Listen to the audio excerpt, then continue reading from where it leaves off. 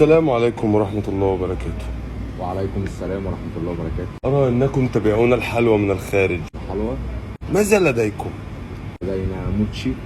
لديكم ماذا؟ موتشي. ماذا لديكم؟ موتشي. وسان سباستيان وتشيز كيك ودوناتس. هل أنا في صيدلية أم أنا لديكم قلوط الغفير؟ لدينا ايه؟ قلوط الغفير. ما تلك القرص؟ دوناتس. لديك شيئا باللغة العربية؟ انا اول حاجة باللغة العربية اشوفها هو انت.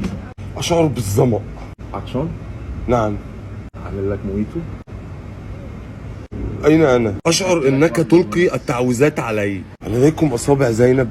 لا ما عندناش أصابع زينب. أريد أن آكل شيئا باللغة العربية أرجوك. انا عنيا ليك، بس انت عايز تاكل ايه باللغة العربية؟ عندي كيكة بالجبنة، ايه رأيك كده وصل؟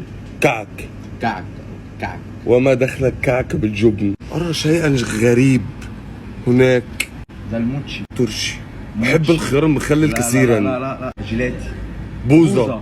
بوظة. بوظة. عايز بوظة؟ لا أريد البوظة.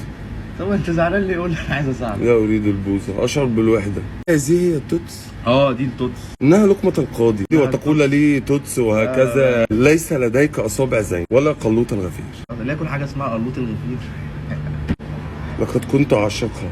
وهدور عليها وانزلها لك قائمة الطعام، يعني الاتنين ليه. أخي سأعطيك محاولة أخيرة لكي تقنعني أن أشتري من عندك شيئا. انا عندي فكرة، ايه رأيك ادوقك؟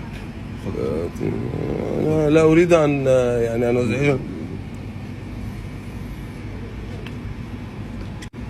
يا إلهي. اظن مفيش احسن من كده. لا تقول لي بقى لقمة القاضي ولا قلوط الغفير، دي ولا قلوط الغفير؟ قلوط الغفير برضه